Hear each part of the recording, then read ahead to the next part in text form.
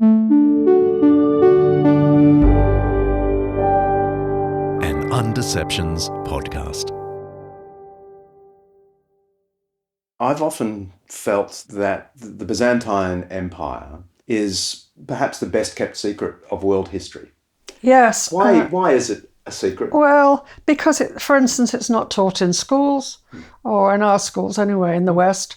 But why? Why is that? Well, because, nowadays classics is hardly taught. The Roman Empire is hardly taught. So, and they do very, very little medieval history. So they certainly don't do Byzantine or Eastern Roman history.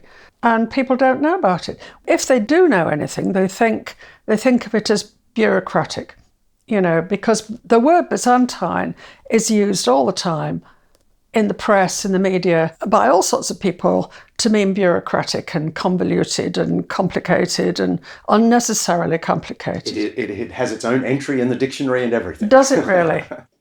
That's Professor Dame Avril Cameron, one of the world's most distinguished historians of late antiquity and what we've come to call the Byzantine Empire. She was made a dame in 2006 in recognition of her services to classical studies. Before she retired, Dame Avril was warden of Keble College at the University of Oxford and professor of late antique and Byzantine history at King's College London. She was also chair of the Oxford Centre for Byzantine Research for 10 years, and she remains the current president of the Society for the Promotion of Byzantine Studies. She's written several important books, including Byzantine Matters and Byzantine Christianity, a very brief history. And while I'm here, let me read you one of those Byzantine entries in my Oxford English Dictionary app. Excessively complicated, characterised by deviousness or underhanded procedure. Unfair. Well, I know. Well, there we are. What can we do? I try to say that, of course, it was bureaucratic in the sense that it had a functioning civil service, a functioning state apparatus, but, it wasn't bureaucratic in that sense. It wasn't any more bureaucratic than other states. Here are a few examples of the way you might hear Byzantine used in modern language. The contest for the Republican nomination will follow the usual path, a Byzantine series of state-by-state caucuses and primary elections in which Republican voters will send delegates to a national convention to select the nominee. His Byzantine behaviour has reduced the commission to a useless and a toothless tool. Casola hit out. Coe's heart still belongs to sport, and despite a politic refusal to publicly countenance the future, it is a reasonable bet that it lies in the Byzantine world of sports governance. The Byzantine appointments procedure has involved secret interviews with MPs and peers in London, as well as question sessions in Paris and Strasbourg.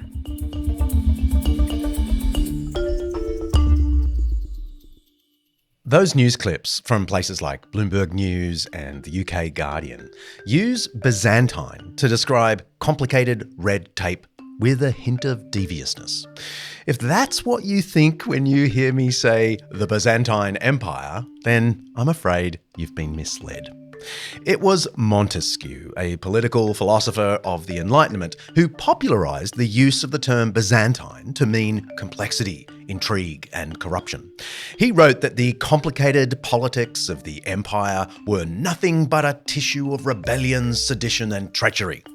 Other Enlightenment thinkers were equally scathing. From Voltaire to Edward Gibbon, the Byzantine Empire was dismissed as so fundamentally religious and therefore backward that it wasn't worth our time.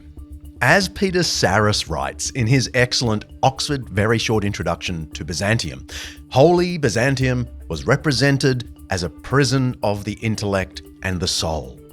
But the reputation is undeserved, to say the least. The Byzantine capital, Constantinople, was famously fortified with an impenetrable three-wall network, which preserved it from foreign conquest for centuries. But the Byzantine Empire itself doesn't have to be impenetrable to us today. And by knocking down some of the walls of our modern prejudice, we may discover that the Byzantine Empire, the 1,000-year Christian empire, held some of the best-kept secrets of world history. I'm John Dickson, and this is Undeceptions.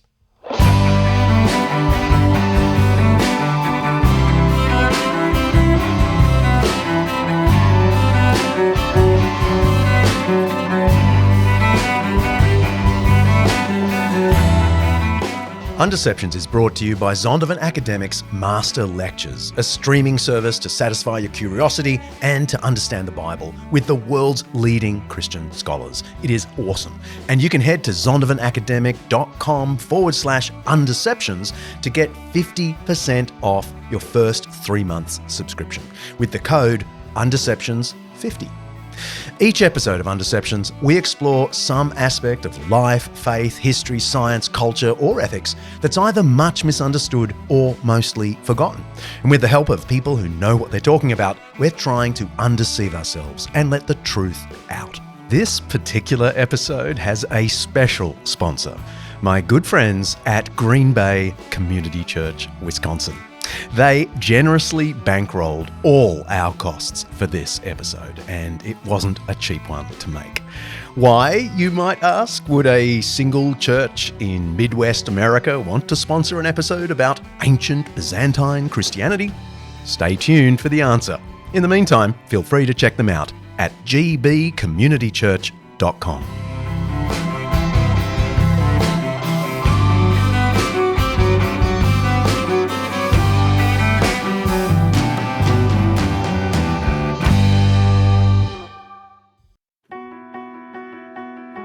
This episode of Undeceptions is brought to you by Zondervan Academic's new book, Jesus and the Powers, by N.T. Wright and Undeceptions' favourite, Mike Bird.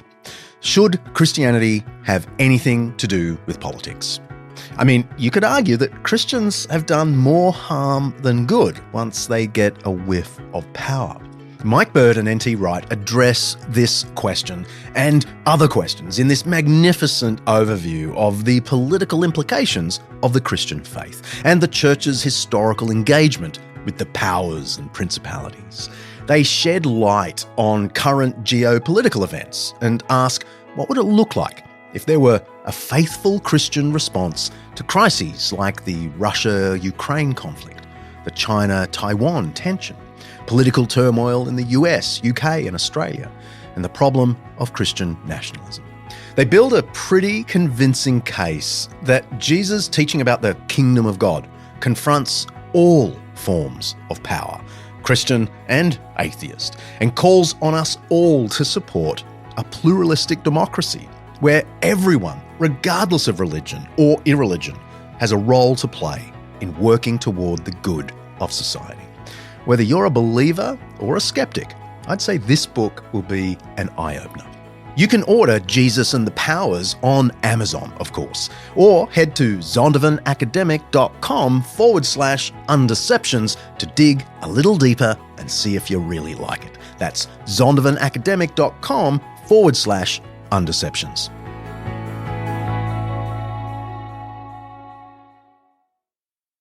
Well, perhaps starting with the first thing, how do you pronounce Byzantine? Because I keep on hearing people say Byzantine, and I'm thinking, oh no, have I been saying it wrong all my life? No. I say Byzantine. Americans say Byzantine. I've been in the States a lot, so I sometimes say Byzantine as well, which is very confusing. Phew, I've been saying it right. Byzantine. With due respect to my American friends. Dame Avril Cameron was kind enough to welcome me into her home in Oxford earlier this year. I don't know if you can tell, but I was a little nervous meeting her.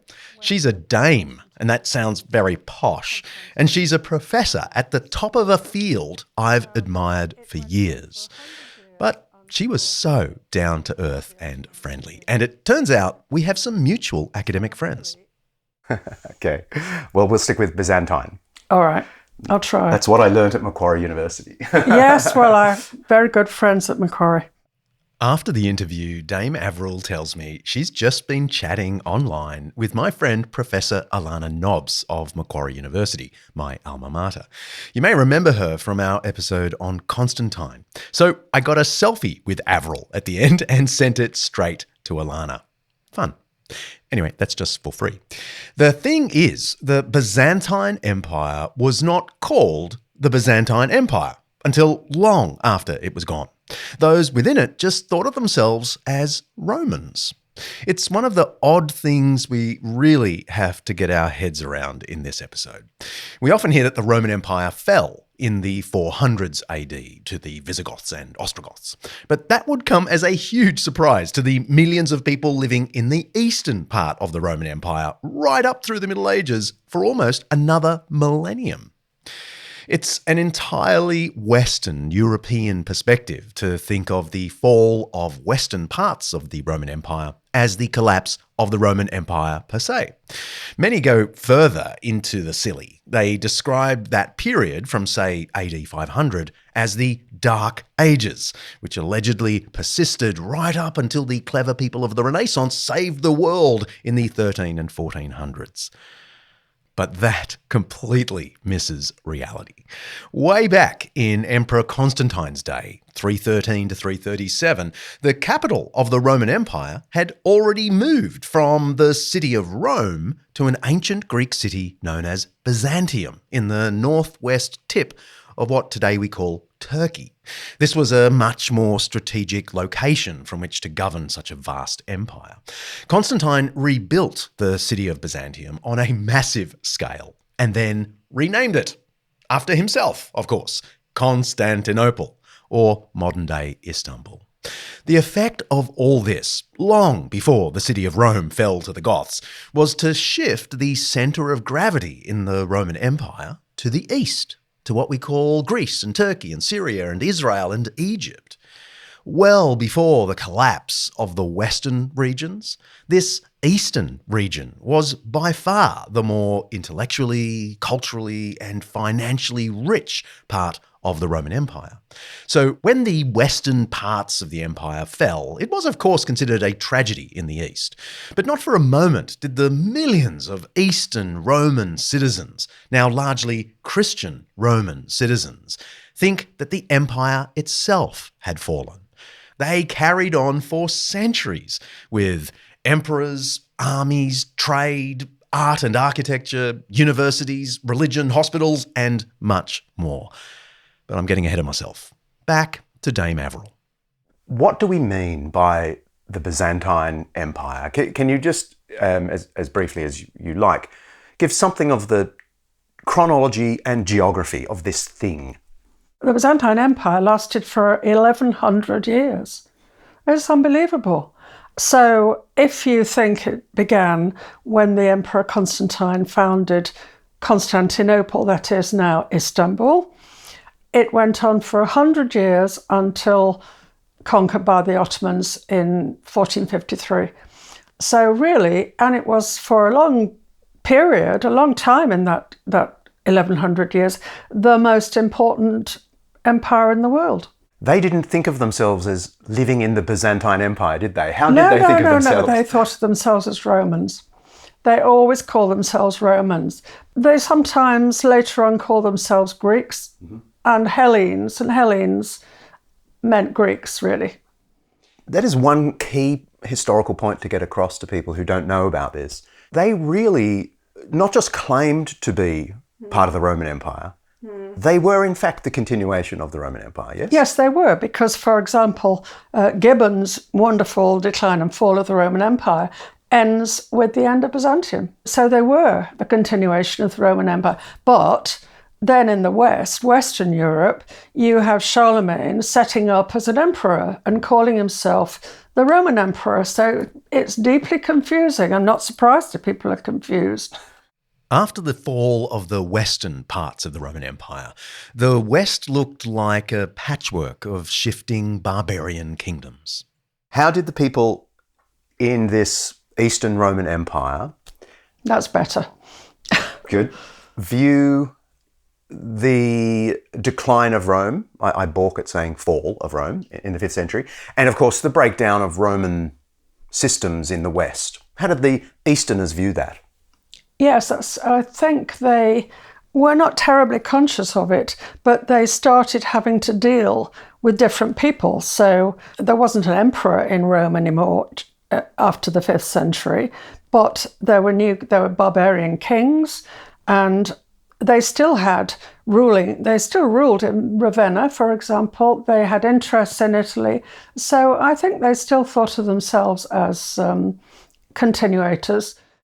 In the 6th century, the Byzantine emperor, I should really now just say the Roman emperor, Justinian, liberated Italy and North Africa from the barbarians, and he had hopes of restoring the western parts of the empire to be one giant east-west empire again.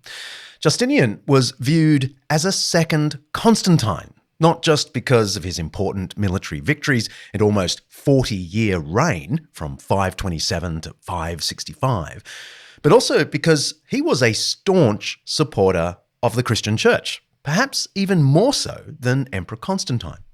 Justinian is credited with transforming the Roman Empire into a thoroughly Christianized society. So I want to talk about Justinian then. Yeah. Tell us something about him, because the little I've read, he seems an extraordinary figure. How do we not know about him in a normal education? There are these wonderful mosaics in Ravenna of Justinian and his wife Theodora, so that's always something we think of. Well, now a lot of historians are very hostile to Justinian, but he was also seen as, he brought Roman law, he codified Roman law, he did incredible things. He built cities and churches all over North Africa, for example, as well as Italy and other parts of what was the Roman Empire. So he's a kind of Janus figure. You can't put him down, you can't pigeonhole him. So he was both Roman emperor and the first of the Byzantine Eastern Roman emperors. And that was pretty difficult. Justinian certainly has mixed historical reviews, and we'll get to some of the criticisms in a moment. But he was incredibly diligent. He earned himself the nicknames the Sleepless One, a bit like Winston Churchill, I guess, and the Many-Eyed Emperor, because he made sure he was across everything. One of Justinian's first great acts as the emperor was to codify Roman law. He commissioned the archivists and lawyers to collate all of the valid decrees and laws of emperors from the 2nd century up to his own day. He wanted to standardize and harmonize the whole thing. On my bookshelf, the Codex of Justinian extends to 3 large volumes, each of about 800 pages. The code influenced later canon law, that's church law, which in turn influenced the wider Western legal system. One of the interesting laws ratified in the Codex of Justinian confirms churches as places of refuge for runaway slaves, victims of revenge, or refugees fleeing danger. The idea originally came from the Jewish scriptures, or Old Testament, as is so often the case. The book of Joshua speaks of cities of refuge, to which people could flee if they were accused of manslaughter and liable to become victims of revenge. That's in Joshua chapter 20, if you want to look it up. In any case, centuries later, Justinian formalised this practice so that anyone fleeing danger would be protected with the full force of Roman law if they could just make it to the precinct of a church. This sanctuary law, as it's called, was in effect for centuries. In fact, the common law of England maintained the status of churches as places of refuge right up until the 17th century for criminal cases and the late 18th century for civil cases. Individual churches continue the practice even today. It doesn't have legal effect anymore, but authorities are usually pretty hesitant to raid churches who are looking after illegal immigrants. It's a pretty controversial topic here in America. So let's get back to Justinian and his intellectual interests. Am I right that he was also quite philosophically minded, theologically minded? Oh, yeah, sure. Well, I wrote a book about Procopius, who was the main historian, and he says that he hated Justinian. And he says that Justinian never slept, but also that he used to go around in the palace at night without a head. He was a demon, in other words. So, well, he was pretty biased, Procopius. Yeah. Procopius, by the way, was a contemporary of Justinian. He was an administrative official from Caesarea over on the coast of Israel, or Palestine as it was called. He wrote a long book about the emperor's military exploits. But after Justinian died, he also wrote a secret history, which purports to be a tell-all account of Justinian and his wife Theodora. Avril has written a whole book on Procopius, if you're interested. Didn't like Justinian's wife either, am I No, right? he hated Theodora too. Can you tell me his account of her? Yes, Procopius, according to Procopius, she started out as, a sex worker, not to put too fine a point on it. And she was in Egypt and she was performing in the theatres in Egypt, and she did all sorts of pretty awful, rude things in the theatres of Rome, of Egypt. But Justinian somehow met her and fell in love with her. And they had to change the law to get married. So he had to persuade his uncle, who was the emperor at the time, to change the law so that he could marry an actress. Oh, it was that she was an actress in inverted commas? Well, actress in inverted commas, yes. Oh, so Procopius's account, though biased, is based in fact? Oh, I think most people recognise it, yes. Yes, they don't necessarily believe the details, but Gibbon, of course, loved the details. But then Theodora became very religious. Like Justinian, they both became very religious, and they supported monks and churches, built churches, etc., etc. Oh, and she built a convent for reformed prostitutes. Wow. That's great. It is, wow. Some people say, and I guess it's from this tradition that dislikes Justinian, that he basically created a theocracy. Well, yes, he did. It was a theocracy. I don't think there was anything new about that. I'm not sure that he created it either. I think it was already in existence. But then you have to ask, what does theocracy mean? And that's a difficult word. I mean, the church did not, of course, officially rule the empire. But the church, from about the end of the 4th, 5th centuries onwards, was very, very important. And it kept on being important. Justinian and his successors in the East used the law to shape a Christian society as they saw it. Not only did he introduce legislation against blasphemy and gambling, both of which showed up in later Western law, he effectively banned non-Christian religion. Pagans and Jews were subjected to official persecution, and they were coerced into the Christian society. One Byzantine law declares, "Those who have not yet been deemed worthy of worshipful baptism must make themselves known, whether they live in this imperial city or in the provinces, and go with their wives and children and their whole household to the most holy churches to be taught the true Christian faith, so that thus instructed and having cast off their former error, they may be found worthy of saving actors. Or if they despise these things, they shall know that they shall have no part in our empire, nor shall they be permitted to be owners of movable or immovable property, but they shall be deprived of everything and left in poverty." Another law around the same time, AD 529, closed down the famous Philosophical Academy of Athens, which centuries earlier had been the most venerable school in the ancient world. Some see this as a move against classical learning itself, an act you'd expect in the so-called Dark Ages. But that overlooks the fact that this particular academy, under the leadership of a certain pagan academic, had been practicing divination and other occult rituals. So Julian, as a Christian, shut it down. But at the time, it was seen as unremarkable, partly because there were much bigger and much better schools of classical learning, which Justinian's empire fully supported. The one in Alexandria in northern Egypt, for example, was arguably the greatest centre of learning in the world at that time. More significant by far, in my view, was a law of Justinian that aimed to end the influence of pagan professors forever. A century and a half before him, the pagan emperor Julian had expelled Christian professors from the great classical schools, and there were a lot of them actually. Get rid of the intellectuals and you'll sideline the movement. That was Julian's idea. Well, I'm sad to say, Justinian returned the favour. He didn't want pagan professors infecting the youth, so he sacked them and expelled them. Education wars and cancel culture are nothing new.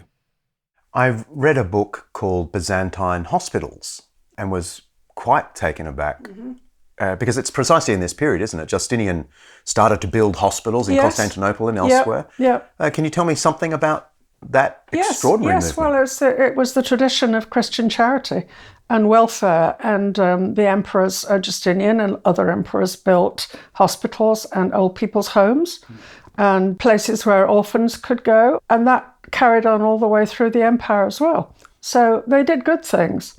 They weren't hospitals with very good medication, I suspect.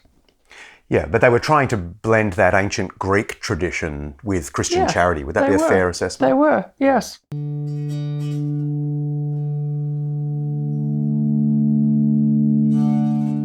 Yay! This is where I get to tell you about one of the great fathers of the church, who's part of this Byzantine story. Basil of Caesarea, also known as Saint Basil the Great, was Bishop of Caesarea in the mid to late 4th century. He oversaw the creation of history's first dedicated welfare centre and public hospital. Roman armies, of course, enjoyed hospital services. The rich could always employ doctors, and the temples of the healing god Asclepius allowed people to sleep the night at their shrines and receive prayers and attention from the priests in return for donations and public acclamations of the healing powers of Asclepius. But there was no such thing in the ancient world as free public medical services before Basil. Basil's idea, what he just called his Patokion, the poorhouse, initially grew out of a famine relief program he led in 368, but it quickly expanded into a large complex for broader welfare and medical care. It employed live-in medical staff who cared for the sick, drawing on the best traditions of secular Greek medicine. His healthcare centre included 6 separate departments, one for the poor, another for the homeless and strangers, a house for orphans and foundlings, because the church was still collecting abandoned infants in this period, a separate section for lepers, rooms for the aged and infirm, and a hospital proper for the sick. Basil died in 379, and his friend, Bishop Gregory Nazianzus, another of the great church fathers from the East, gave the funeral oration, which has survived. In it, he described Basil as the great mayor of an even greater city. He's just talking about the welfare complex. Here's a quote. "Others had their cooks and rich tables and enchanting refinements of cuisine and elegant carriages and soft flowing garments," Gregory says. "Basil had his sick and the dressing of their wounds and the imitation of Christ, cleansing leprosy not by word but in deed." The thing is, charity was a huge part of the story of the Byzantine Empire, especially medical charity. Justinian, for all of his bigotry toward other religions, worked to enhance and professionalise the charitable healthcare institutions that were popping up all over the place after Basil the Great. Justinian wanted everyone to be able to access medical care. Both official church law and Justinian's imperial legislation made it clear that local bishops were now duty-bound to maintain facilities and staff to care for strangers, the poor, and especially the sick. In all provinces of our empire, Justinian declared. And charity wasn't the half of it. The Byzantine Empire was an intellectual powerhouse that ended up influencing the great Islamic intellectual tradition, and later the Western tradition as well. The intellectual and creative life of Byzantium. Peter Brown, the famous Princeton historian, said something to the effect of they never needed a renaissance. because they had never lost any of the classical learning. Do you agree with that assessment? Yes, I absolutely agree with that, because they went on reading the classics and making new manuscripts of them all the way through. I think there was a time after Justinian when not very many people did actually read the classics, but they never lost it. Aristotle was very important, as well as Plato. And then later on, much later on, we don't get a renaissance, but we get a sort of wonderful cultural revival around the 11th century. And there are real scholars and textual critics and doing editions of classical texts, which is pretty extraordinary. And don't forget, they didn't have Greek in the Western Europe at that time. They got Greek from the Byzantines. During the reign of Justinian, one of the greatest intellects of the late Roman world arose, John Philoponus. It's a name rarely heard today outside the obscure fields of Byzantine studies and the history of science. In addition to treatises on Christian subjects like the Trinity, Philoponus produced detailed commentaries on Aristotle and wrote the first full-blown critique of Aristotle's concept of an eternal cosmos. His argument wasn't that the Bible said so, in the beginning God created the heavens and the earth and so on. Philoponus made his case for a time-bound contingent universe created out of nothing on purely philosophical and logical grounds. His work touching on physics and metaphysics influenced early Western scientists like Galileo. And it's not well enough known that these great Byzantine Christian intellectuals were the ones who gifted classical Greek learning to the growing Muslim communities. It was even Christians who put it all in Arabic. And from there, Islamic society developed its own powerful intellectual tradition, which would later come back to the West. But it all started with the Byzantine scholars. Byzantine's intellectual tradition continued into the following centuries. Princeton's Peter Brown points out, and I'm here quoting, "Most of our finest manuscripts of the classics were produced in medieval Constantinople. Indeed, if it were not for Byzantine courtiers and bishops of the 9th and 10th centuries onwards, we should know nothing, except from fragments in papyrus, of Plato, Euclid, Sophocles, and Thucydides." In the West, classical works existed in Latin translations, but it was the Byzantines, these Christian Romans of the East, that preserved the works of the Greeks in their original form. The Library of Constantinople at the time of Justinian housed 120,000 works. Think about that.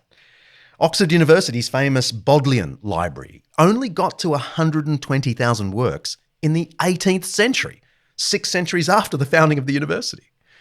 Another impressive Byzantine figure who stands out to me is Photius I. He's the patriarch of Constantinople in the 9th century. The patriarch is the head of the Eastern churches, by the way. He's sort of like a pope. Sort of. Anyway, Photius left us some notes about his own recommended reading in a document known as the Bibliotheca. Photius summarises and reviews 380 different books that he recommends people read. How many of us could recommend even 50 books nowadays? I think I'd struggle. Photius's list includes many theological books, of course, 233, including Basil the Great, Gregory of Nyssa, and others. But a further 147 of them are pagan or secular works, including Herodotus, Arrian, Plutarch, and so on. He frequently notes his disagreement with an author, whether a pagan author or a Christian author, but he still suggests that people should read each and every one. He knows more classical authors than we do, Yeah. because he knows about ones who are lost to us now. Photius became the patriarch of Constantinople in the 9th century. In fact, he had a rather colourful career because he was thrown out and then he was brought back. There was a lot of that.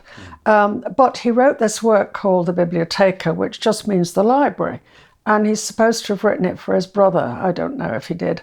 And it was little notes about all the authors that he'd read. And they were classical authors. So he had access to all these texts He must have had a wonderful library. And he's so free in it. I mean, even though he's a devout Christian believer, exactly. he can simultaneously say, "Oh, so and so has horrible pagan beliefs, but gosh, his writing is beautiful," and that sort of thing. It's generous as well as. I think it is. And then a century or so later, there was a lexicon which did something rather similar. It's called the Suda. So they tell us how educated the Byzantines were in classical works, even when we think that they'd forgotten about them.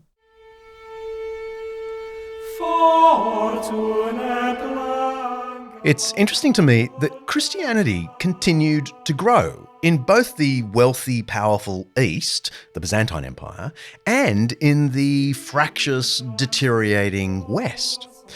In the uncertain times of the 5th century, just after the fall of the city of Rome, people in the western parts of the Roman Empire now lived under the rule of various barbarian kings. In this context, it seems people increasingly looked to the church, and especially to the Bishop of Rome, the Pope, as a source of social authority, legitimacy, and stability. Minor kingdoms in Gaul, or what we call the Franks and later the French, started to convert to Christianity. One king of the Franks was called Clovis. He declared his allegiance to Christianity around the year 500 and was baptized, which is probably the most Christian thing he ever did. The most famous king of the Franks was Charlemagne in the 700s. He extended the territory held by the Franks so that it now encompassed present-day France, Germany, and northern Italy, bringing the Franks closer to lands heavily influenced by the Pope. The Western Roman Catholic Church's ties with the Byzantines in the East were strained. And in the year 800, Pope Leo III named Charlemagne the first emperor of the Holy Roman Empire. That's what they called it. The claim that Charlemagne was now emperor of a new and holy Roman Empire in the West raised eyebrows in the East among the Byzantine emperors. For the Easterners, the actual Roman Empire never ended. The ancient ideal of Roma Aeterna, eternal Rome, still seemed entirely plausible to them in the East. Charlemagne's empire, the Carolingian Empire, deserves an entire episode. It was stunningly good and bad. But that's not this episode. So let's head back east to some extraordinary accomplishments and the eventual downfall of the Byzantine Empire. After the break.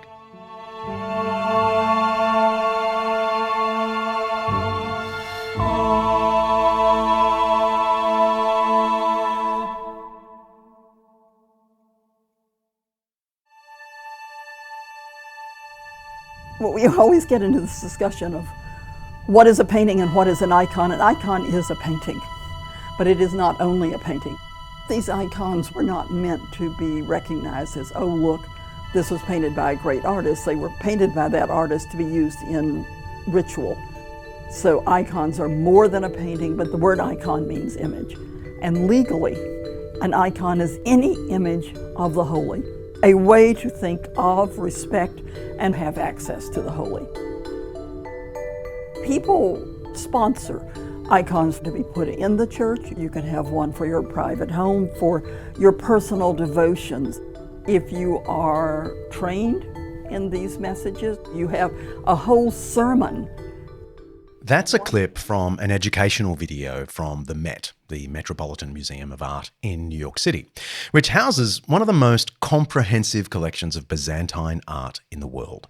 For many, religious images or icons are what most obviously distinguishes Eastern Orthodox Christianity from the Western tradition. And the emergence of this practice in Byzantine Christianity was tumultuous. Obviously, a distinctive element of Byzantine Christianity is the use of icons. It's both beautiful art, and I noticed a couple, there's one there and a couple in this house. Yes, I've got more. I find them mesmerising personally, even though as a Protestant I'm not meant to. No, of course not. Can you give us a sense of the significance of icons in the Byzantine mindset? They became immensely important, but not until around about the end of the 6th century or 7th century and 8th century. But they were also important in the West. You know, the earliest icons that we still have come from Rome. They come from Rome in the 6th century.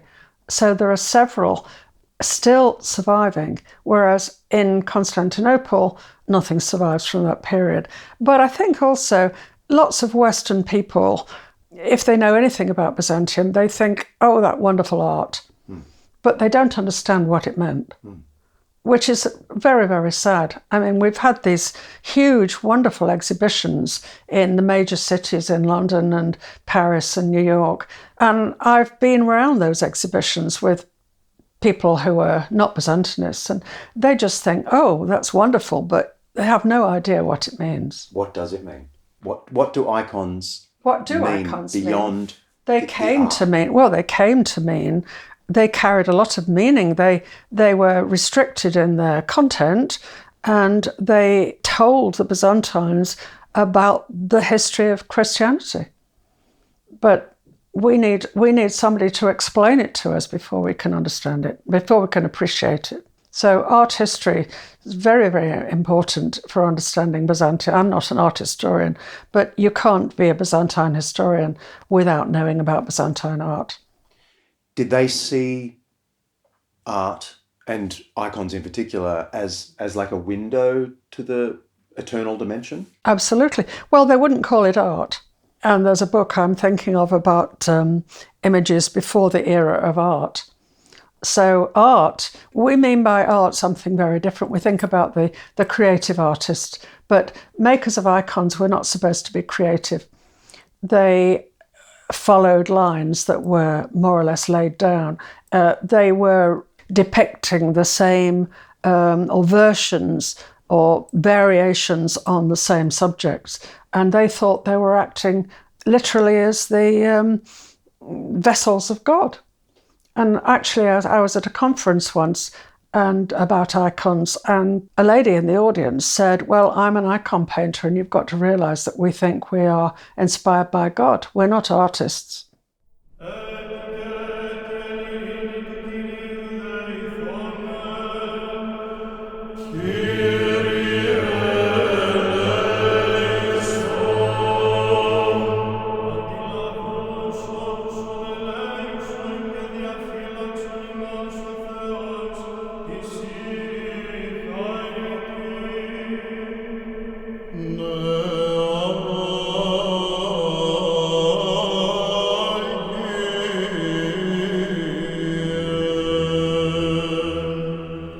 And you've just been listening to some beautiful Byzantine hymn singing performed by Capella Romana, and we want to really thank them for giving us permission to play this for you.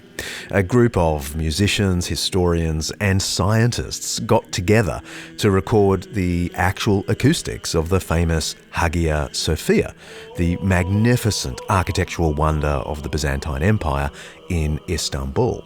The first church there was built under Constantine in the 4th century, but the massive structure you see today in postcards was built under Justinian in the 6th century.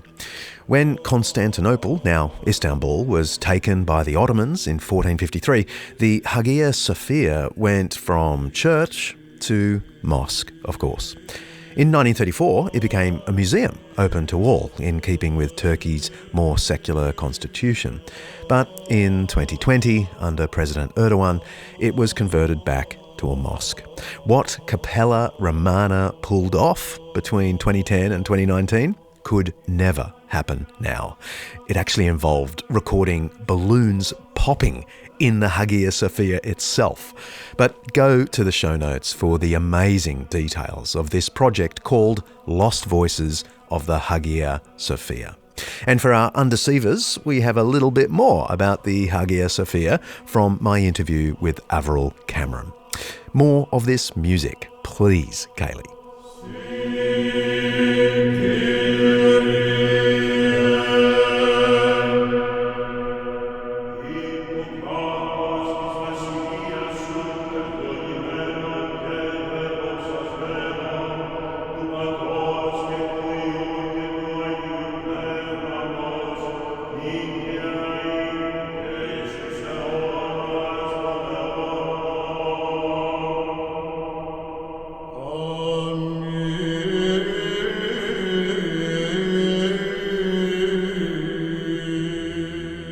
Around the 8th century, the Byzantine world was thrown into a century-long religious controversy that centred on the appropriate use of these icons in religious worship. The Old Testament, of course, prohibits the worship of graven images. It's the second of the Ten Commandments. Yet icons and sacred images were becoming increasingly popular in this Christian period. We have written evidence that stories were beginning to circulate about the miraculous powers of these icons. Anxiety began to spread about whether images like these were acceptable in Christianity or not. It culminated in iconoclasm, which literally means image breaking. We have archaeological evidence that in some regions of Byzantium, icons were destroyed or just plastered over. The cross of Christ was promoted as the more acceptable decorative form for Byzantine churches, and a sometimes violent campaign was waged against those who persisted in the use of icons. According to Dame Averill, the reasons for this anxiety among the Byzantines at this particular time remain unclear. It may have been a type of reform movement from within. People perhaps looked at the rise of Islam and thought it was God's punishment on the Christians for this controversial practice of using icons. Whatever the reason for this iconoclasm period in Byzantine history, it didn't last. Icons grew once again in popularity, and eventually it was wholly approved by the Byzantine religious elite. And that's why it's still encouraged in the Orthodox Church. The restoration of images shaped the Byzantine Church for centuries to come, says Dame Averill, and in many ways reinforced the shift away from the Roman Church in the West, which had long disapproved of icons.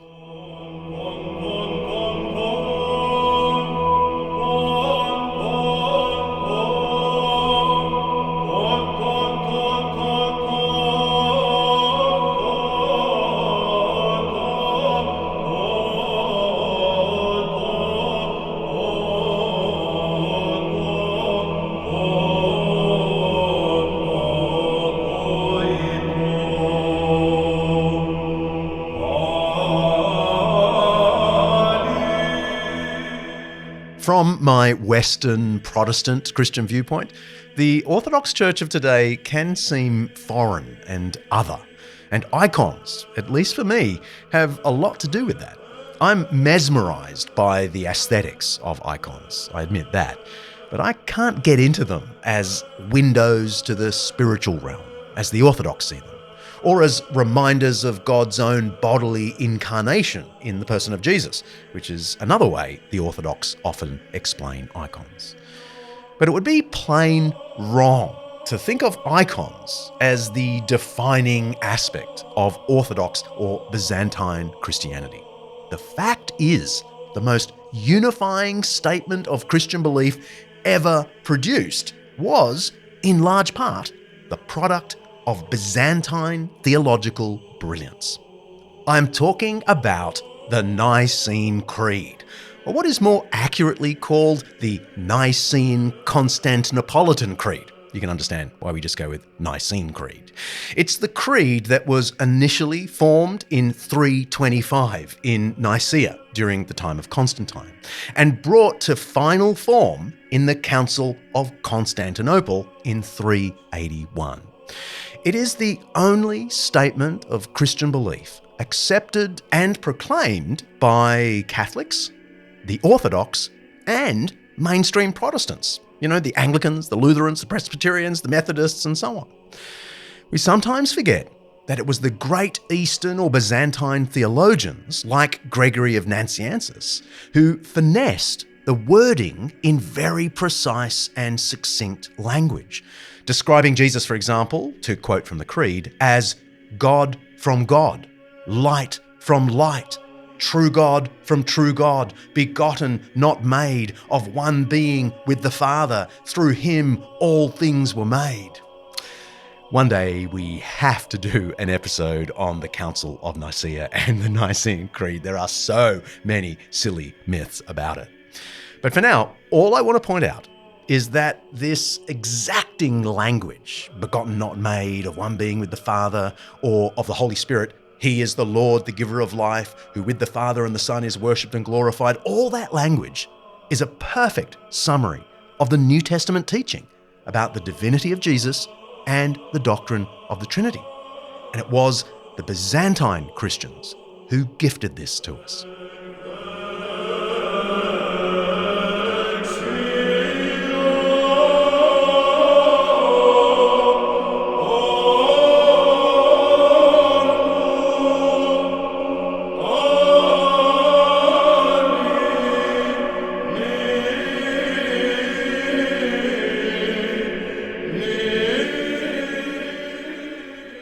Byzantine Christianity is our Christianity. It started out as a single Christianity.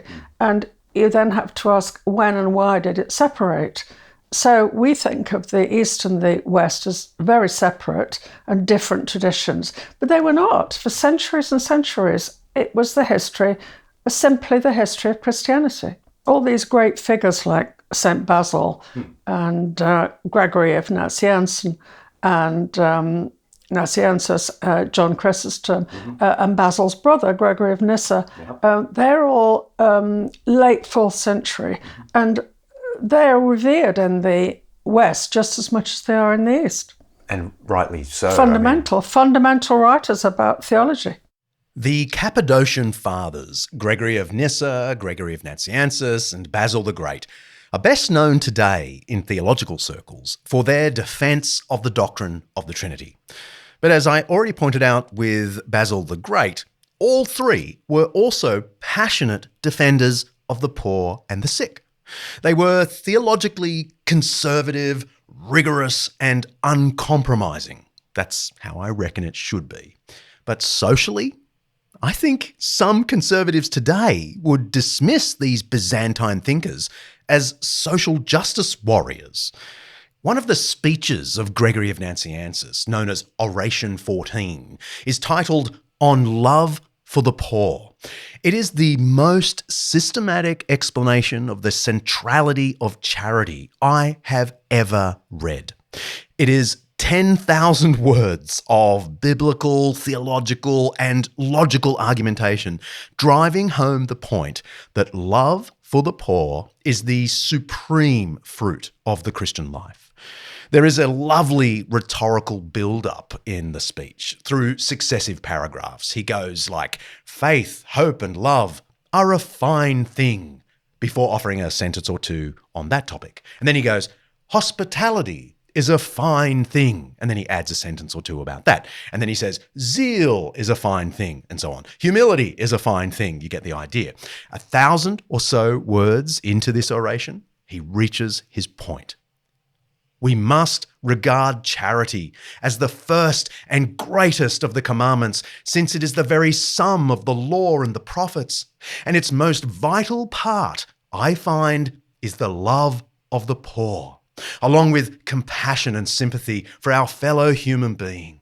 We must then open our hearts to all the poor and to all those who are victims of disasters from whatever cause. From this paragraph, it's the kind of turning point in the oration, Gregory launches this massive barrage of arguments designed to leave his readers, especially the rich ones, with nowhere to hide.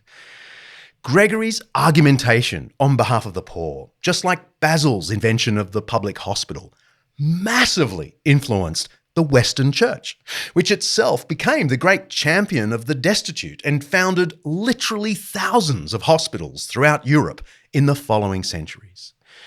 As Dame Averill says, these Eastern fathers were and still should be revered in the West just as much as they were in the East. And here's why Green Bay Community Church, Wisconsin, wanted to sponsor this episode.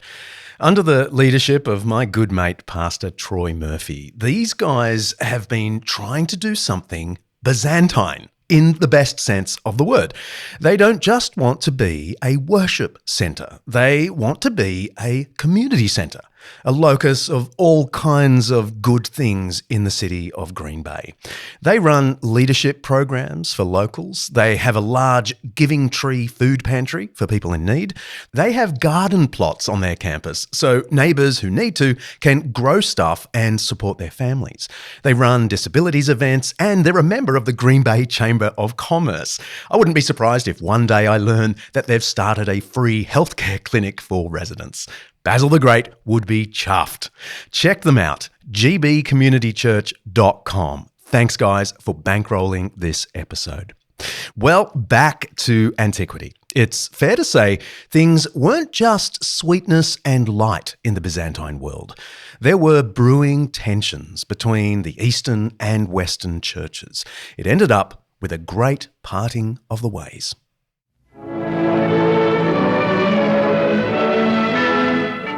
The beginning of a pilgrimage into history. Pope Paul VI leaves Rome Airport on his precedent-shattering trip to the Holy Land. Even as he boards the plane, he creates a series of historical firsts. He is the first pope to fly, the first pope to leave Rome since 1809, and the first pope to visit the Holy Land in nearly 2,000 years. That's some historical news footage from 1964 of the first meeting between the Roman Catholic Pope and the Eastern Orthodox Patriarch since what is known as the Great Schism.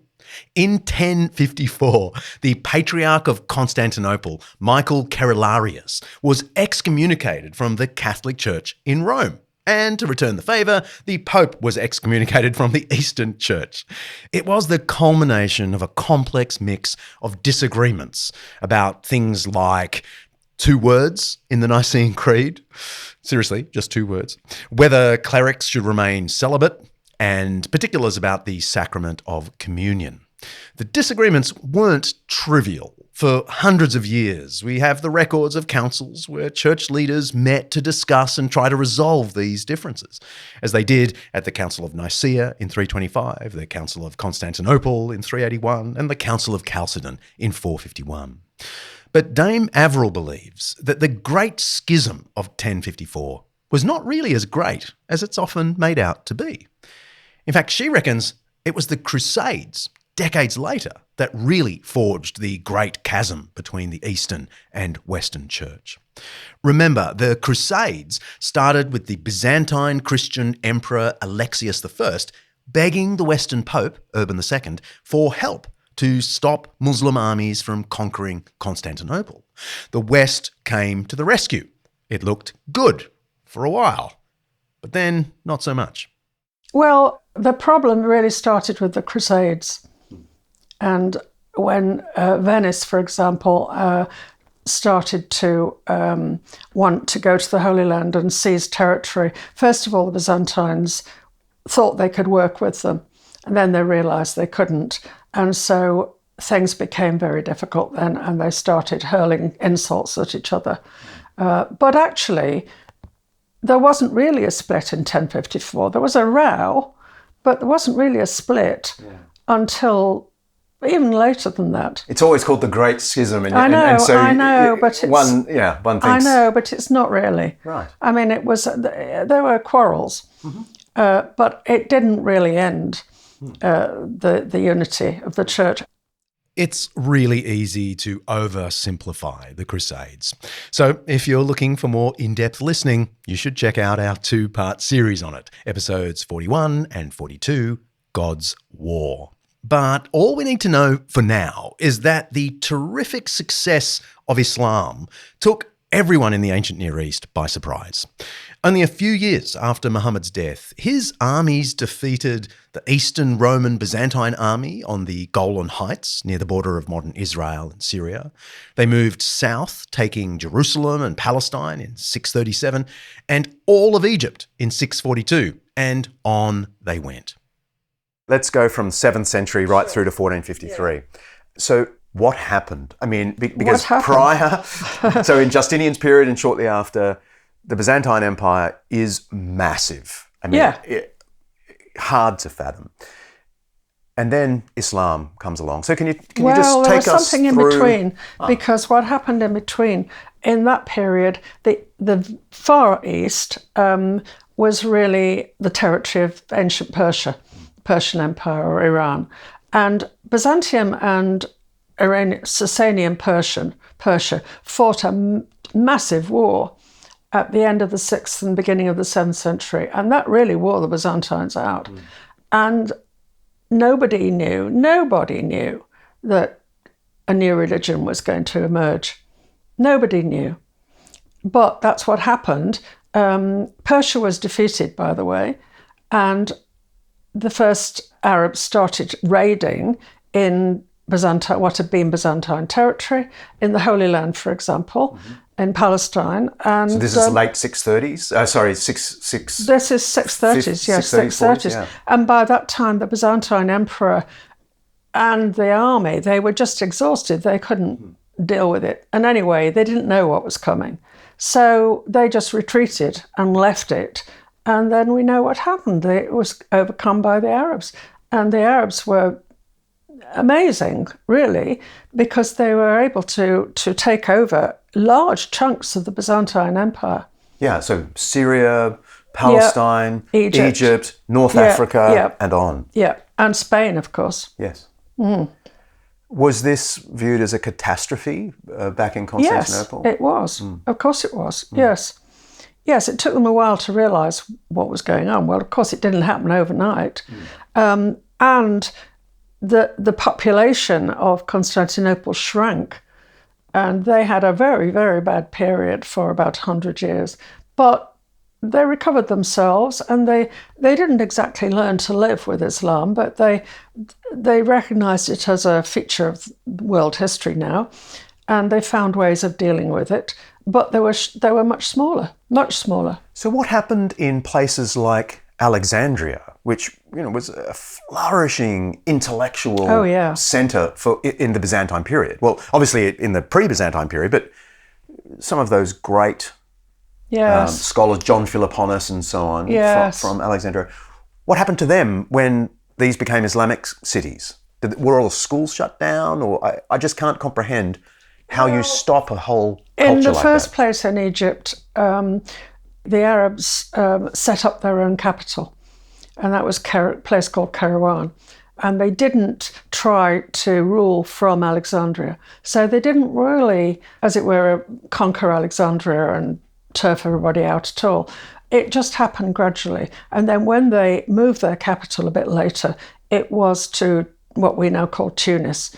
So it was it wasn't Alexandria. Right. And Alexandria became a backwater. I've been there, and my word, it's still a backwater. It's tragic. So the Islamic empires obviously curtailed the Byzantine Empire, but did the Islamic Empire receive anything from the Byzantines? Well, they used to trade with each other. Of course they did. And the slave trade was very important in both directions.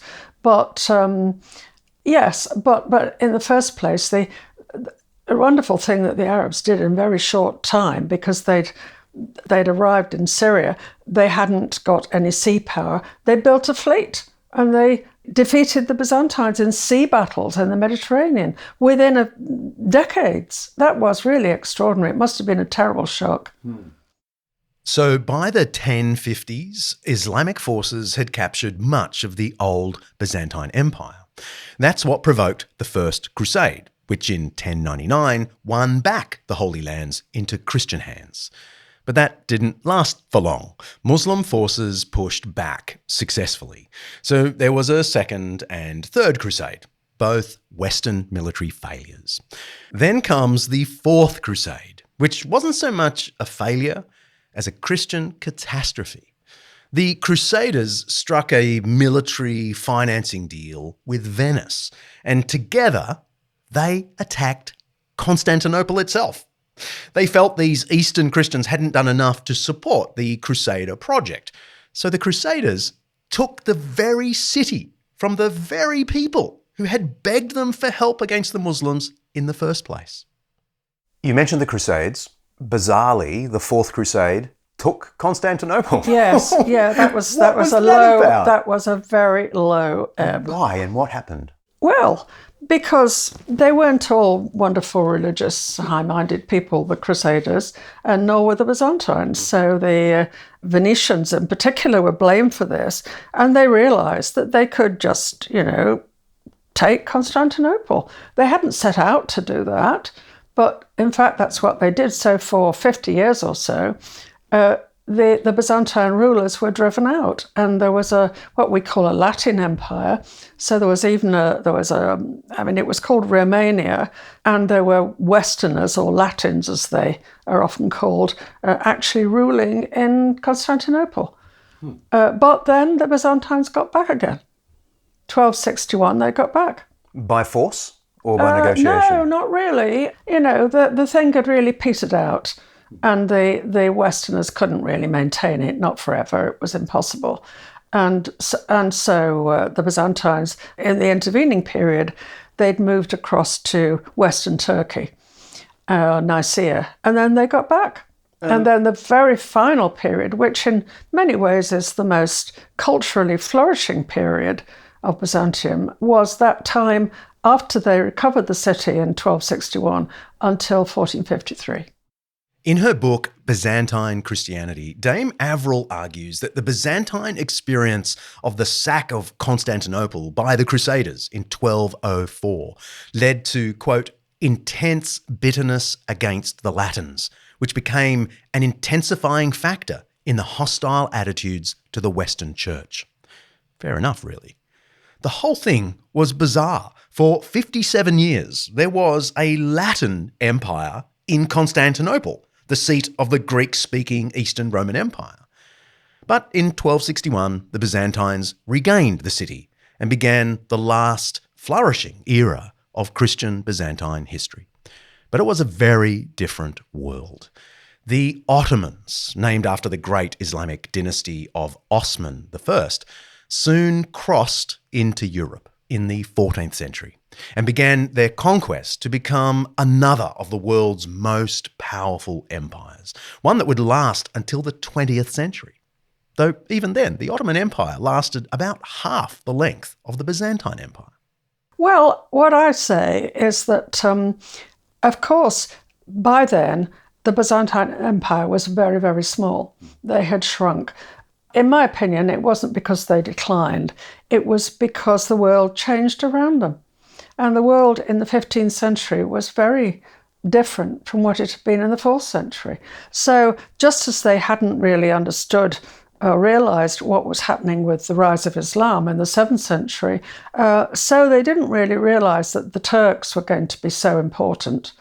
And the Ottomans were, in the meantime, growing and developing their own rule. And that was the reason, really. But they tried hard to hold on. So the story of the last days of Constantinople and the siege is quite inspiring in many ways. But they were relying on ships coming from Venice to help, and they never arrived. Why was that? Oh, because the Venetians were treacherous. They were only interested in money. They never intended to send the ships, probably.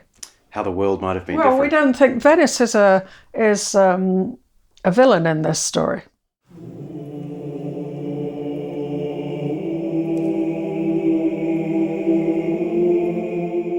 At the turn of the 15th century, the Byzantine Emperor Manuel II Palaeologus made a desperate visit to the West to ask for help to beat back the Ottomans, who had surrounded his lands. He visited Paris, and he even dined with King Henry IV of England, where one courtier wrote of this meeting, "I reflected how grievous it was that this great Christian prince should be driven by the Saracens," he means the Muslims, "from the furthest east to the furthest western islands. O God, what dost thou now, ancient glory of Rome?" But the West, of course, demanded that the Byzantine Church accept the authority of the Western Pope, and Manuel couldn't do that. Manuel's successor, John VIII, attempted to accept those Western terms, but the Eastern bishops said no chance. So they couldn't look to the West, so they looked to the North, to Russia. the only state still ruled by an Orthodox, that is, a Byzantine Christian monarch. Maybe they would protect the Orthodox world. Constantinople did fall to the Ottomans in 1453. Even Russia couldn't stop this final collapse of the Byzantine Empire. But here's the weird thing. Russia came to see itself as the protectors of the Orthodox or Byzantine culture and religion.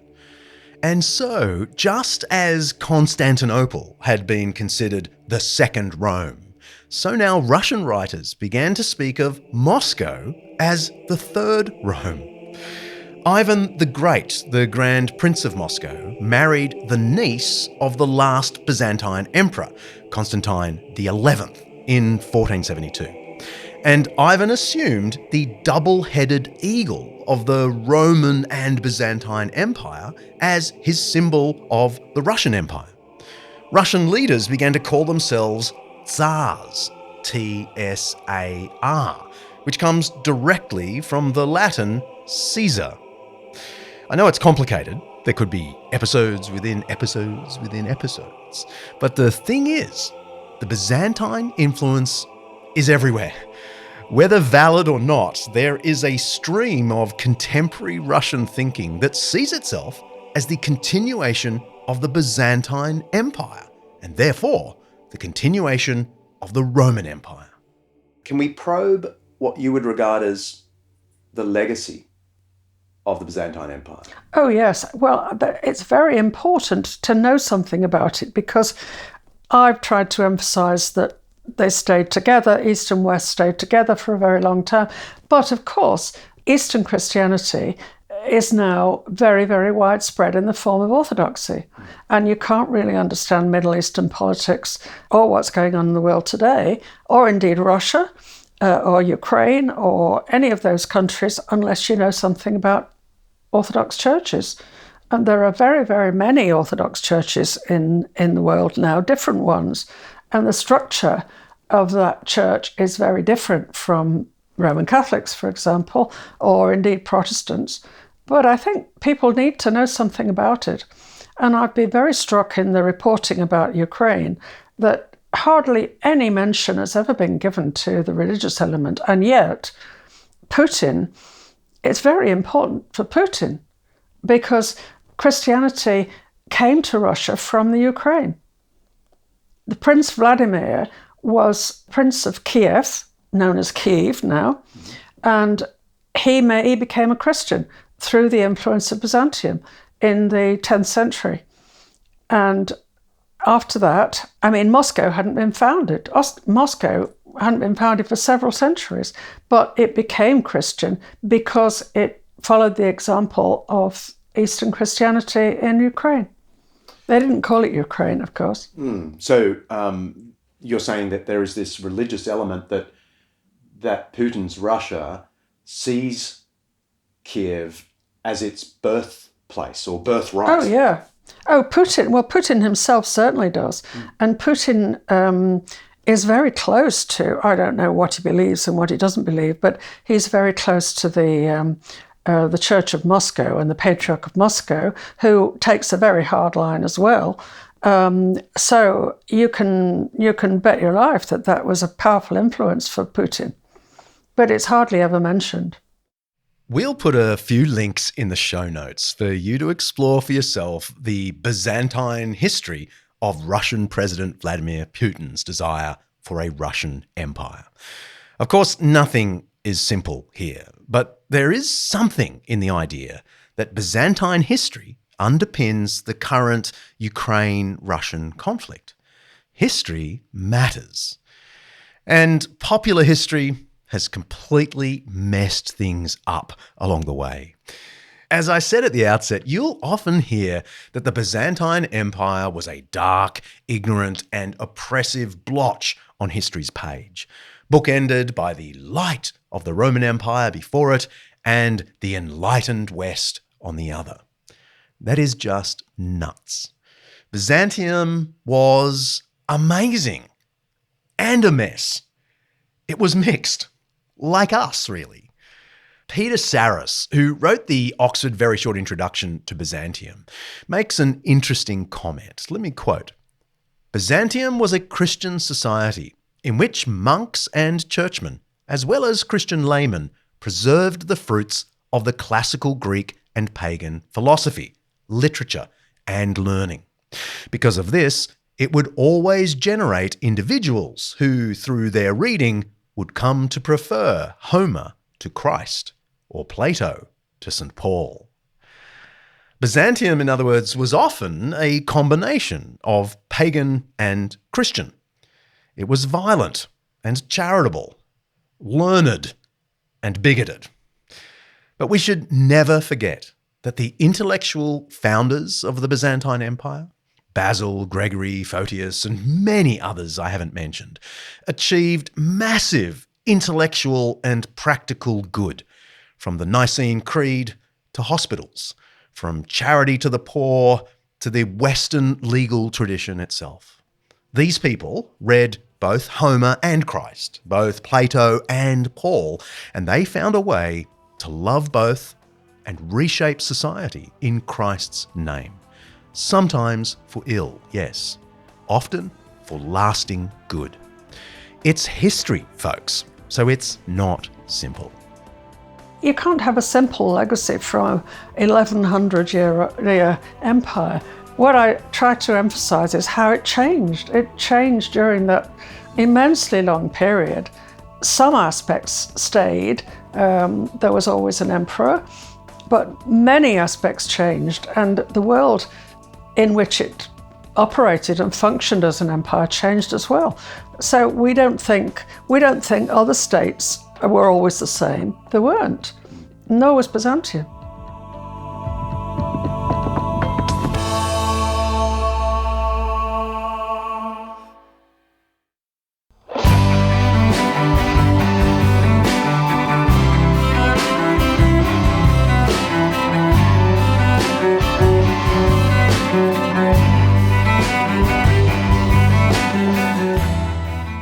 If you like what we're doing, there are a bunch of things you can do for us, and we need them all. You can go to Apple Podcasts and give us a review. You can go to Undeceptions.com and pick up one of the t-shirts from our store. And if you want to help our expanding team, please consider making a donation. Go to Undeceptions.com and click the donate button and just, see where the wind blows. And while you're there, send us a question by audio or text, and I'll try and answer it in an upcoming Q&A episode. Next episode, we're heading to Narnia for our second session looking at the life and work of the great C.S. Lewis. You might think the Chronicles of Narnia are just for kids, but scholars have discovered some amazing historical, literary, and theological keys in the story that Lewis never talked about openly, and that bind the 7 stories together in a way only Lewis could have imagined. See ya.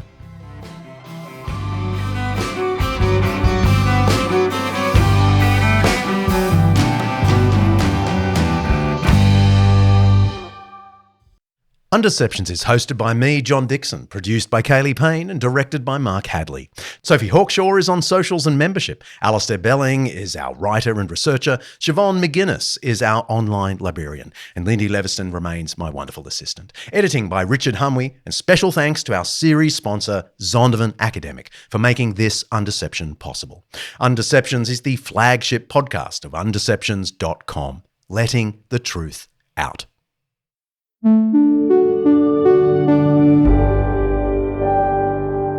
Undeceptions podcast. I'm talking about the Nicene Creed, or what is more accurately called the Nicene Constantinople. I always mess that one. Nicene Constantinopolitan.